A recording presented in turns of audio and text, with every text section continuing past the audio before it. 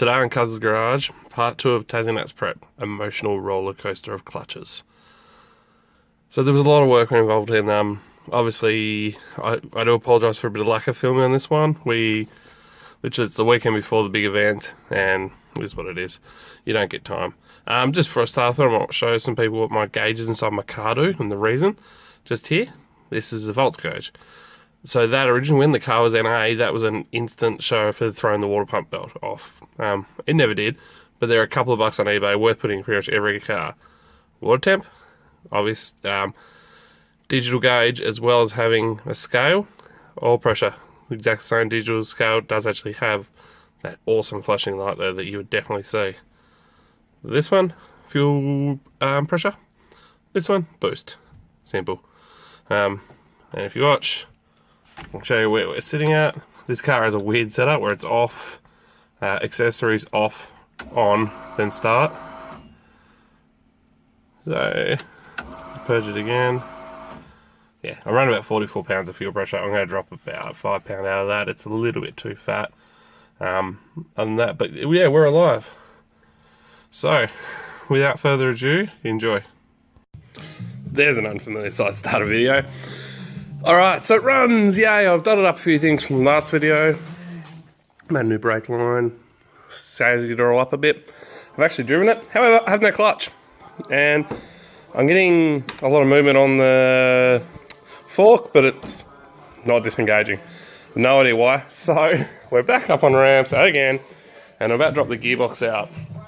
But, look at these. One of my favourite wheels, so I'm going to give those a polish and put them on the front. Hopefully I can get it all sorted out today. I have this panel up here to cut out. A few other bits and bobs, but it actually is in and it does run. Doesn't miss at all on the 85, which is surprising even to me. Loves life. 30 tons of fuel pressure, 440cc injectors, which scales them down to roughly 320cc. Loves life. Alright, let's get it done. Nothing to see here. Unfortunately, there is not enough room under the car in any way, shape or form to undo this bolt. So, I'm going to make a little panel to cover it, but it'll make it a lot easier if I ever have to do this at the track. I'll tell you what, the last hour I've spent trying to do this bolt, it's taken 2 seconds after I cut a hole. I'll make a little panel with 4 little screws that'll hold it over. It's over the gearbox. That's not that important, I guess. Remember, stupid it works, it ain't bloody stupid. Alright, so I didn't have a long enough extension to get the gearbox out, so bit of threaded rod, and it was a 4x extension, it's now much longer.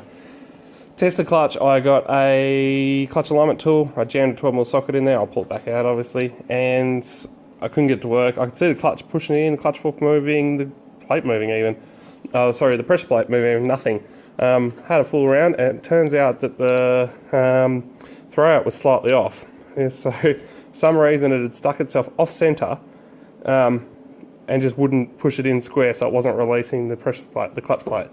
So that's a really weird one. I've never had that happen before, but you know, as it is. But I did notice that the slave was slightly off centre on the fork. It's very hard to show, so I won't even bother to try. So what I've done, this is quality. So this was an 11mm socket that I've cut the bottom off, so I'll use a thread drive for something else, probably something like this one day. And I'll obviously cut that off there and clean that up, and I'm going to weld that directly to the clutch fork. And that'll give a nice socket for the actual slave cylinder to go into. I don't really think it was the problem, but this is more of a, I should fix that before it is a problem kind of deal. So let's hope that one works. And there we go. Welded on. Don't question the weld. It's very hard to weld under a car above an exhaust pipe in between there. Hopefully that'll fix it. Also, check that beautiful thing out. Look at it.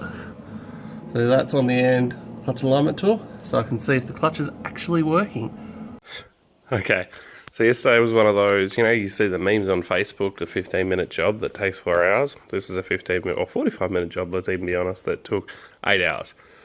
Getting the clutch to work was just hell. Turns out the ball pivot was wrong, and because I have a hydraulic slave, none of the measurements I followed worked.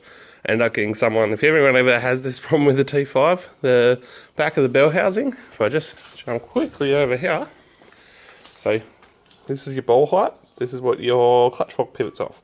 If you actually turn it over, you're not going to be able to see it, but in that hole, there's like a flathead on the bottom of the ball.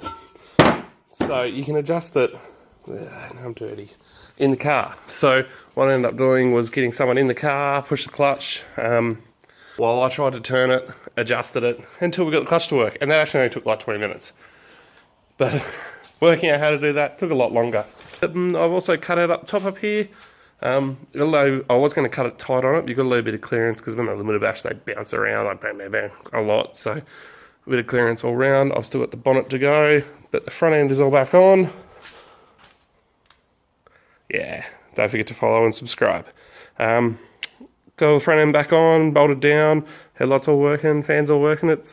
We're nearly there. So a couple more hours. I've got to put the exhaust back on, and I can drive it off the ramps for the first time with this setup, and I've got to cut the bonnet and change some tyres, and it's time to load up. So, turns out I was completely wrong. Problem was, there's just not enough throw in the hydraulic system to make the clutch work. I made it work where it felt like work, which meant the clutch would just release, like it nearly ground to get into reverse, and then only actually half disengage. So it slipped. So, my bad, these things happen. What it turned out to be, yeah, is obviously it didn't have enough throw. So luckily when I bought the conversion kit, it came with a Commodore pedal. So I was able to quickly measure up 35mm travel it needed, and measured up the factory Galant one, it has 35mm travel. I don't know if that's just a standard for cable cars or something like that, but that was a saving grace. So after 2 days, I can't even remember, I don't know what day it is, of trying to get this clutch to work, it did my head in. We end up going out in the bush and getting a heap of slave cylinders off dump cars, and nothing was going to work, so that just got thrown away. In fact, I happen to have the cable out of this car. I'm not sure, and it's not actually a Galant cable, so we're not sure what it's from, so hopefully it never breaks. I've gone as far away from the extractor as I can, but it's going to get hot down there. Like, there's no two ways about it. But you can actually see, so you can see cable, and that's the mount on the gearbox. And that piece of ingenious thing is a CV nut that I happen to have from something with a bit of tube welded to it the right length, and that was all we had to do. It clipped on.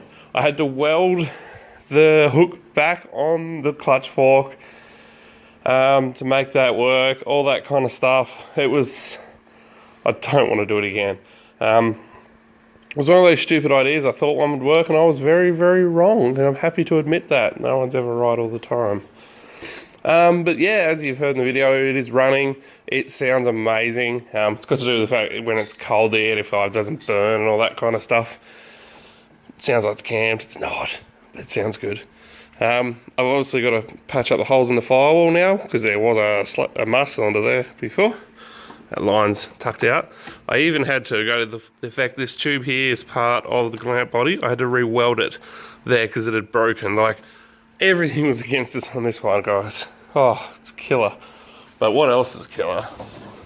Let me pull this horrible piece of sheet metal that once called itself a bonnet down.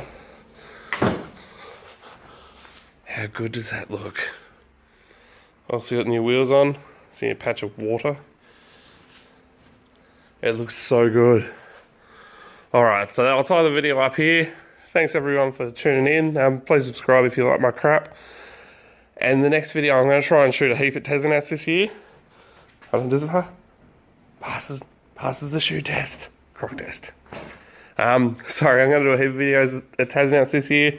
Try and get a little bit more, but it all depends on how my cars go, because my wife's also competing. But there will definitely be some more content to follow, and I'll actually might try and get a video up Friday night. See. Alright, catch you guys.